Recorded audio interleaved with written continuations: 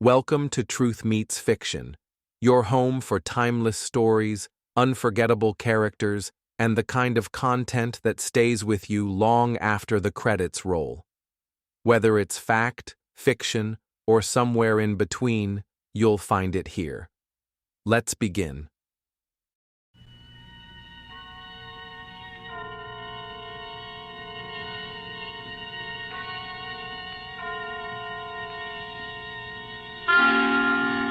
Suspense.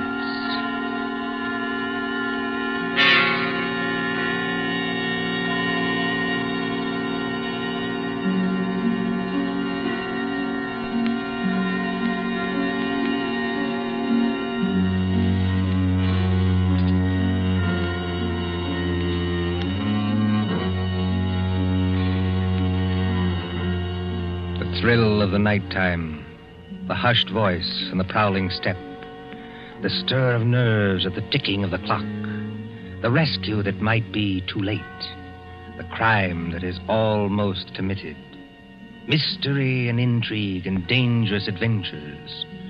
We invite you to enjoy stories that keep you in suspense.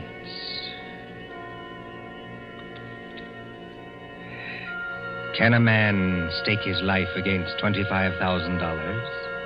Can another and cleverer man track him down like a hunter, stalking his prey and kill him within 5 hours?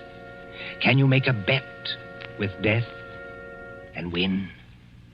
For Suspense, tonight we present Will You Make a Bet with Death by John Dixon Carr.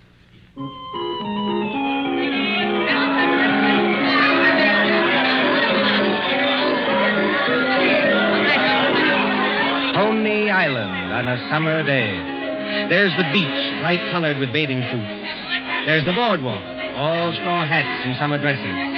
There's the Ferris wheel and the roller coasters. There is all humanity eating hot dogs and having a good time. And over there, beyond that souvenir shop, is the haunted mill. You get into a little boat. You float through a narrow tunnel into the dark while witches scream. But that fools nobody, does it? There couldn't be any real terror, could there? While the bands are playing and the crowd goes by and... Ladies and gentlemen, a unique attraction. It hurts me to see you stand there and miss this. Only 10 cents, 1 dime, the 10th part of $1 to go through the old haunted mill and get the thrill of your lives. An overstatement, if you ask me. 1 ticket, please. Did you say 1 ticket, lady? That's right, 1 ticket. What's the thrill? Beg pardon, lady? I said, what's the thrill? Lady, the gals who come here with their boyfriends don't have to ask that.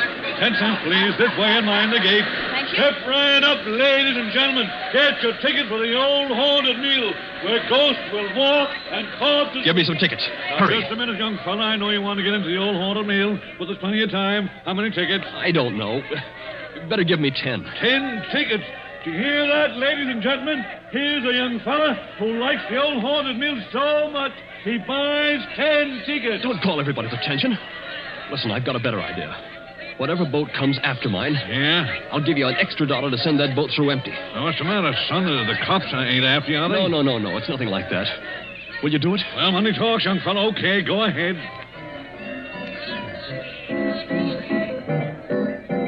Isn't there an empty boat here? Well, really? You've got such a great objection to riding in the same boat with me? Oh, I'm sorry. I didn't mean that at all. Don't misunderstand. Then you'd better get in if you want to go. This boat's starting to move. Yeah, I better sit down. You certainly had. Look here, I want to apologize. That's quite unnecessary. This place is rather childish anyway, isn't it? Yes, isn't it? But I've seen everything else, so I may as well see this. Here we go in the dark. What was that? One of the ghosts, I imagine, from a machine. It sounded like him laughing. There isn't anybody in the boat behind us, is there? Oh, I can't see. It's pitch dark. Listen, Miss... My name is Andrews, Betty Andrews, if it's customary to exchange names in a place like this. Mine's Pendrell. Bob Pendrell. Did you say Pendrell? Yes. Do you know it? Oh, no, not exactly. It's an unusual name, that's all. I I don't want you to think I'm out of my mind, though I very nearly am. But I've got 5 hours to go. Just 5 hours. At the end of that time, either I'll have won $25,000 or else... Or else? Or else I'll be dead. You know, I wish I'd kept you away from this boat. Well, there's nothing to get alarmed about. For you. I can't tell you much, but I had to tell somebody that or I'd have started yelling. There's just one other thing. Is there? In these places, they've usually got little dim-lighted rooms along the way. Yes, exhibits. Boats and things. Yes. Well, when we come to one, I'm going to get out of this boat and hide there. Just don't get alarmed, and don't tell anybody when you go out. But why should you do that? I think I see a light ahead. There is a light, but... Dim, too. That's all to the good. It's... Yes? We're coming around the corner. Look, I'm going to have company when I get off. A waxed dead man on a pile of straw. Oh, I hope I can stand these noises. Goodbye, Betty Andrews. I wish we'd met at a different time. Mind the boat! Here, what are you doing? Getting out, too. Don't be an idiot. What's the idea? You need looking after, Mr. Pendrell. And if we must hide, I suppose this is as good a place as any. I won't have it. Quick, quick. There'll be more boats along. Over behind that dead man on the straw. He'll hide us. Hurry. Well... Now, Mr. Pendrell, in the queerest place I ever get into, please tell me what this is all about. I can't tell you. You said it yourself. If you don't tell somebody, you'll go crazy. Maybe you're right. It's against the strict terms of the bet. But this is the last day. And I tell you, I can't hold out any longer. Lower your voice. There's a boat coming.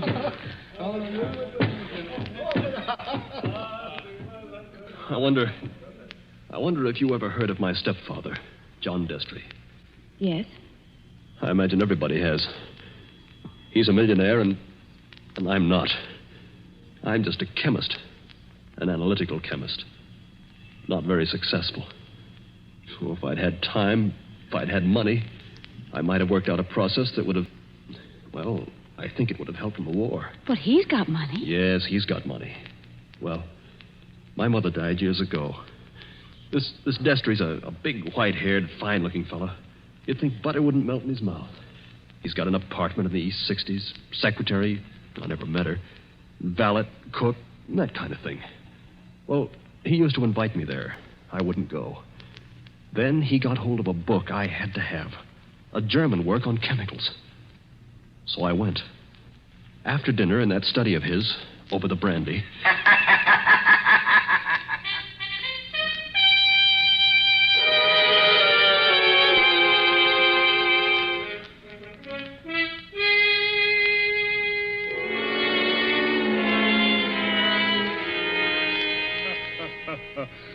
Oh, my dear Robert, you're quite welcome to the book. Don't mention it. Oh, what do you think of this brandy, by the way? It's excellent, thanks. Yes, I thought you'd like it. And now that we're all relaxed, comfortable after dinner, tell me something. Yes, Mr. Destry? You hate me, don't you? Frankly, I do. And always have. Good. Then you'll be relieved to hear I've always felt the same about you. But tell me something else. Did you ever know me to break my word? No, I never did. I'll give you that. I asked you, Robert, because I want to make a little bet with you. That is, if you have the nerve, which I doubt. Well, I'm afraid I can't afford to make bets. You were always careless with money, Robert. Well, I've been thrifty. I saw that when your mother was alive. But you can afford to make this bet. Look here, in my desk. Well? $25,000, Robert. $25,000 in 5 $100 bills. And what would I have to bet against that? Your life. What? My life? There's the money in the drawer. Look at it. What wouldn't you give for that money? What wouldn't you give to have it for this precious work of yours that you're so fond of and that you've failed in miserably? So far I've failed, yes. Oh, I've had a fairly good life as lives go. My heart isn't as good as it might be, but the doctors say I'll last a little while yet. But before I go, there's one pleasure, one little exquisite thrill for me to experience. I want to commit a murder. Yes, I said a murder. My bet is that I can kill you within 6 months, and that you can't stop me, and that I'll never be punished for it. What do you say? Yes or no? I believe you mean that. Of course I mean it. And just how would you propose to kill me? Ah, that would be telling. You know, if I had time to think this thing over... There's no thinking it over. Now, yes or no? Yes. You must need the money badly, Robert. I do need it. But oddly enough, Mr. Destry, that isn't why I'm doing this. No? No. I want to show you can't play the Lord Almighty and get away with it. Are you challenging me? Yes. You don't think I can do it? I know you can't.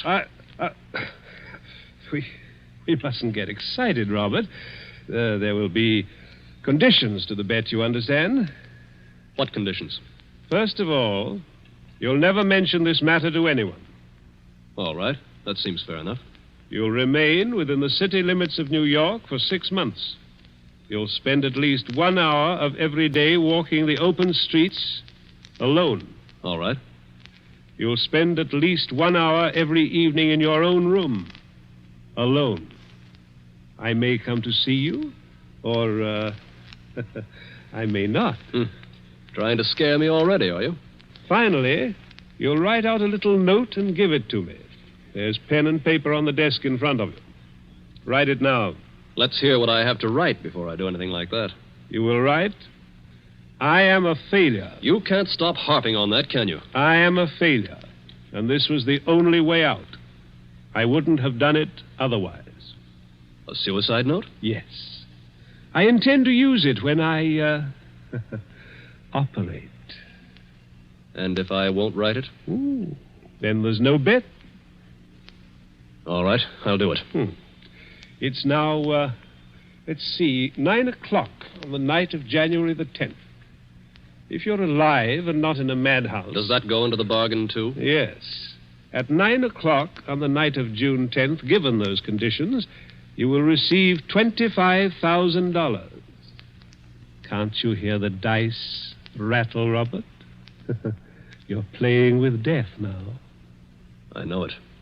Aren't you going to finish your brandy? No, thank you. Oh, then pour it back into the decanter. You heard me. Pour it back into the decanter. If you were as careful as I am, you wouldn't be where you are now. That's right. Always be thrifty. I can promise you, by the way, that you'll always be perfectly safe as long as you're in this apartment. But that's the only concession I make. I notice your hands are steady at the moment. I wonder what they'll be like a month from now.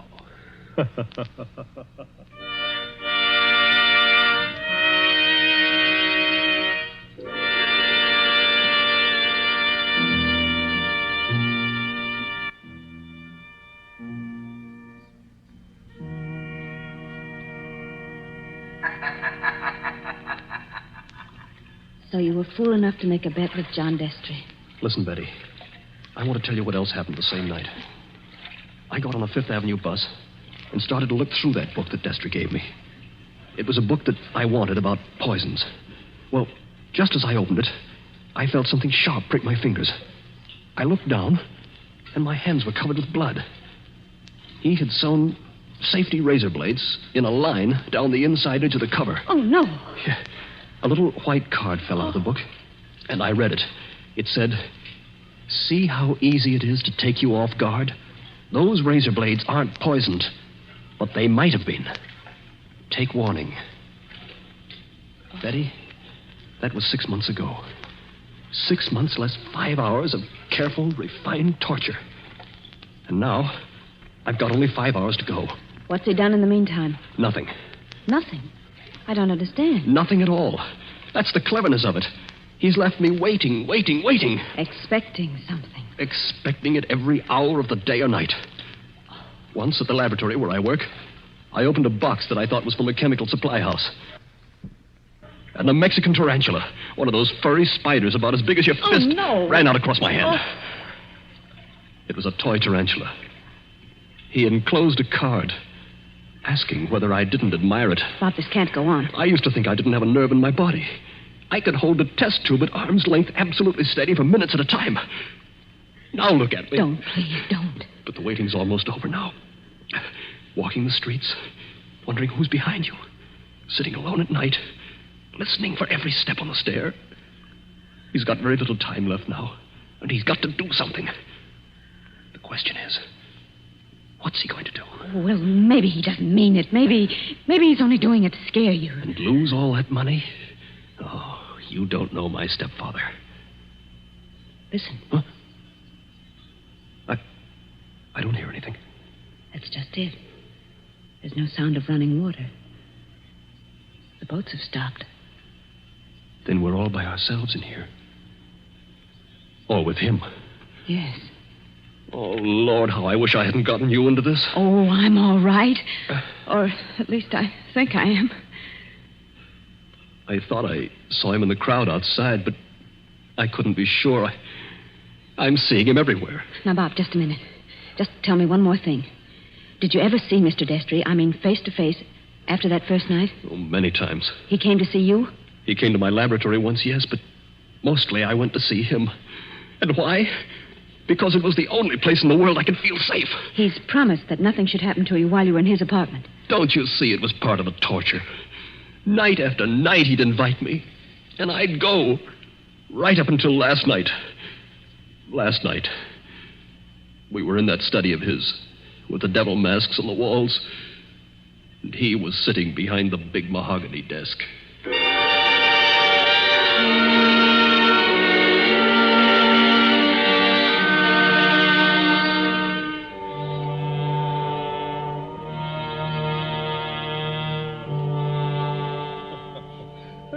My dear Robert, I'm pleased and even touched to have you here on the last night before you... Why don't you say die and get it over with? Oh, well, let's not say die. No? The clergy contend that we never die. We only change. No. Now, let that be a consolation for you. Must you be going so early? There's that 1 hour at home rule to our bet, if you remember. I remember. You're keeping to the rule. Yes, and I mean to beat you at this if it's the last thing I ever do. The last thing I ever do. That's an unfortunate choice of phrase, Robert. My boy, you haven't a chance. Something's going to happen to you within the next 24 hours when you least expect it. Will you answer me one question? If I choose. Have you decided how you mean to kill me? I decided that 6 months ago. And you still think you can get away with it? It's a method which has never been known to fail. I give you my word of honor on that. Is it sudden? Yes, and no. Wouldn't you like to know what it is? Good night, Mr. Destry. I think I'd better be leaving. No, my dear boy, you mustn't go yet. Sit down. Pour yourself a glass of brandy. No, thanks. Then perhaps you wouldn't mind pouring me a little. My doctor allows brandy, though I'm forbidden spirits. I notice your hands are shaking quite a good deal. They weren't like that 6 months ago, were they? No. You were full of confidence then. Oh. And it grieves me to see you waste tobacco by lighting a cigarette and putting it out immediately. Oh, it's no use lying to you. But I'm going to beat you just the same. You wouldn't like to back out now? After what I've been through? You'd still have your life. I'll keep it, thanks. That's very unwise of you, Robert. Still, you must decide.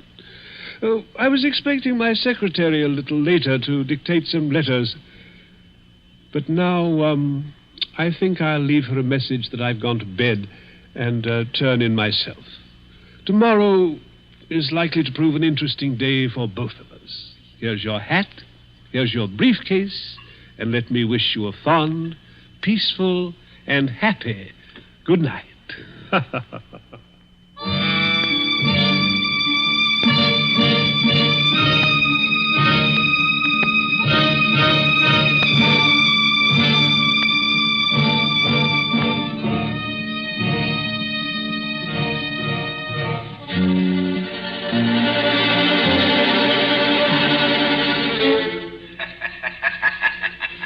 That was last night, Betty. I said I had 5 hours to go. It's less than 4 hours now. If I can keep away from the old devil until 9 o'clock. I wish those boats would start running again. Why? Because it's almost as spooky in here as a real old mill. I know. Even that wax dummy on the straw. Any minute now. You're expecting to see him move? So am I. Now, don't stand up. It doesn't matter. If the boats aren't running, we can hear anybody who comes along. I hope so. Do you think Destry's got in? Bobby can't have got in. He can't even be here. Why not? Because Mr. Destry told me... Mr. Destry told you? I'm his secretary. You know, Betty Andrews, I'm sorry it was you who did this. Did what? You can't guess, can you? Oh, Bob, I didn't come here to trap you or spy on you. If that's what you're thinking, I swear I didn't. No. You only got me to tell you the whole story and lose my bet. I haven't heard a single word you said. Bob, please believe that. He didn't send you here, of course. No. And of course you never saw me at his apartment last night. No, I swear I didn't. I got there late. He'd gone to bed. I didn't even take off my hat or gloves before I left again. Don't you understand, Bob? I hate him, too. I want to see you beat him. You've got to beat him. You mean that? Look at me and see if I mean it. Betty, I almost believe you. You must believe me. And Anything else? we better hide behind that dead man. Hurry. Those boats have started up again. I wish I could tell you, Betty, what that means to me. Come on, hurry. Wait a minute, you two. What? Stay just where you are. Where's that voice coming from? Along the tunnel, I think. But it's not Destry's voice. No, it's a man standing up in a boat. He's coming around the corner. I can see him now. Hurry. The old haunted mill, eh? My golly, if this ain't some place to make a pinch, I never heard of one. What do you mean? Make a pinch? Just what I said. Your name, Robert Pendrell? Yes. Who are you and what do you want? Police headquarters. You're to come along with me. I want to see you over in New York. About what? I wouldn't know, lady, but it might be about the murder of John Destry. Oh, no. Did you say the murder of John Destry? That's right. Somebody poisoned him last night with mercury cyanide. I wouldn't have got you at all, maybe, if the barker outside there hadn't thought the cops were after you to start with. Betty, Yes, Bob? he's beaten me. He hasn't beaten you. Oh, yes, he has. And I know now the weapon Destry was going to use in killing me. What weapon? It never fails. The electric chair. You mustn't talk like that. Don't you see? He never once intended to kill me in the way I thought. Are you coming quietly, Mr. Pendrell? Just a minute. He's poisoned himself. But he's left evidence to show I did it. He's killing me the worst way possible. He's won the bet. The money doesn't matter now. If I'm in the death house for murder, what use have I got for all the money in the world?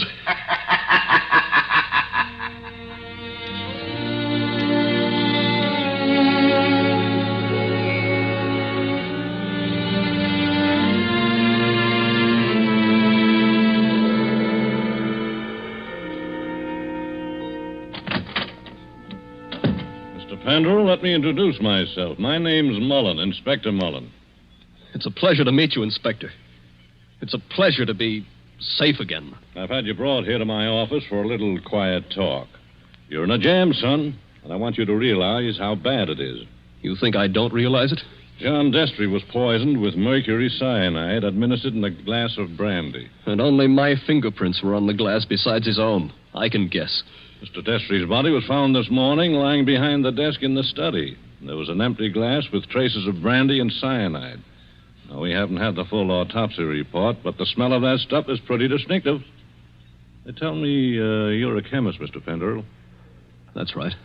The boys find that 8 grains of mercury cyanide are missing from your laboratory. Where he visited me a month ago. And in your briefcase, which you took away from his apartment last night... He handed it to me. I remember. We found over $1,000 in cash. Now, take a look at this note. Did you ever see it before? Well, Yes. I wrote it. You admit that? Yes. It says, I was a failure, and this was the only way out. I wouldn't have done it otherwise. Where did you find it? Torn up in little bits. You started to write a confession, and then you couldn't face the consequences. But you shouldn't have left the pieces behind. You're intimate, my boy. Unless... Unless what? Now, if you'd like to confess here and now, and maybe we did a little deal about second-degree murder... Inspector, why bother to string me along? What do you mean, string you along? There's no second-degree murder on a poison charge. It's the death house or nothing. He saw to that. It's too bad you had to go and kill him, son. Didn't you know he had an aneurysm? A what? Fatal heart disease.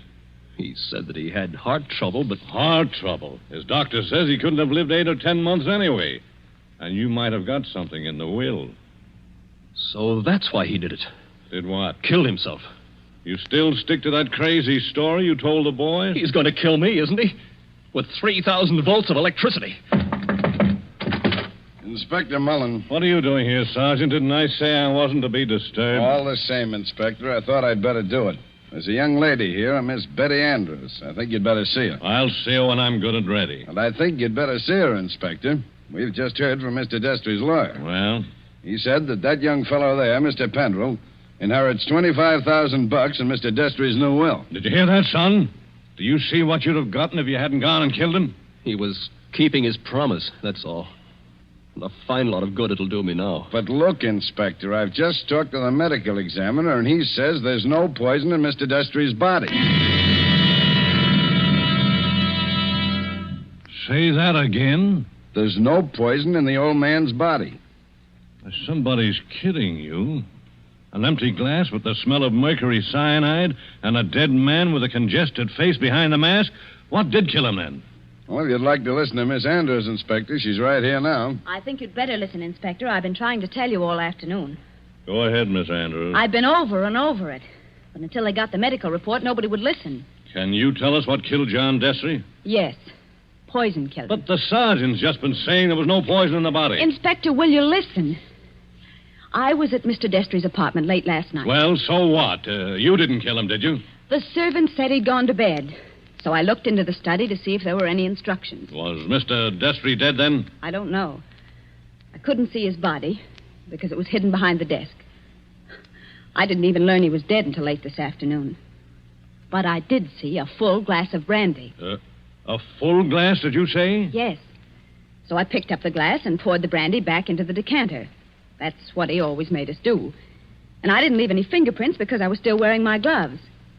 And that was the same glass you later found empty. But you still are not telling us what was the poison that killed John Destry. It was the poison in his own system. He worked out this plot to convict Bob Pendrell. Only just as he stretched out his hand to drink the cyanide... Inspector, I think I see it. It was his last great hour. He couldn't resist such gloating as he'd never known before. That's it. His heart wouldn't stand it, and he fell dead behind the desk. And I think, if you study the expression on his face, you'll find he died laughing.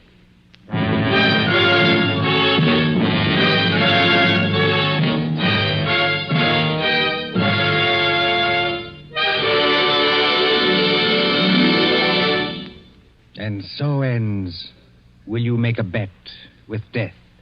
Tonight's story of Suspense. The part of Bob Pendrell was played by Michael Fitzmaurice. Betty was played by Leslie Woods. John Destry was played by Nicholas Joy. And in supporting roles were Ted DeCorsia and Charles Slattery. Again next Tuesday at 9:30 p.m. Eastern Wartime. A story dedicated to the thrill of the nighttime, the hushed voice, and the prowling step. Another adventure in Suspense. William Spear, the producer, Mark Slobe, the director in the absence of John Dietz, and John Dixon Carr, the author, are collaborators on Suspense.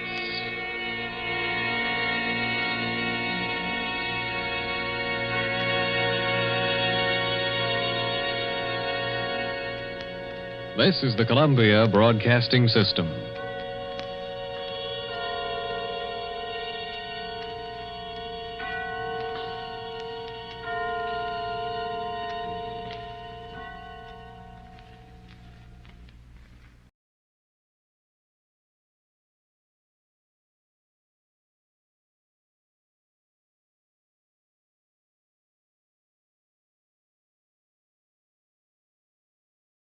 Every story leaves a trace, some in history, others in the shadows. If this one made you think, question, or shiver just a little, you're in the right place. This is Truth Meets Fiction. Until next time, stay curious, stay sharp, and don't believe everything you're told.